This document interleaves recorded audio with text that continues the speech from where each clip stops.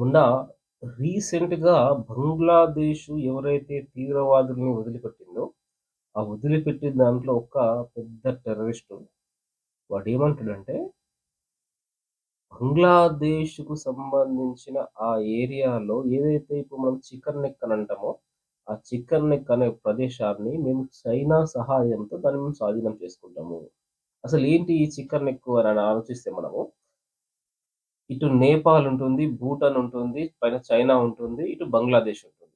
ఇవన్నీ సరిహద్దుల్లో అన్ని రాష్ట్రాలకు సరిహద్దుల్లో చాలా చిన్న దారి. అంటే ఒక 22 కిలోమీటర్ల మాత్రమే ఉంటదనమాట.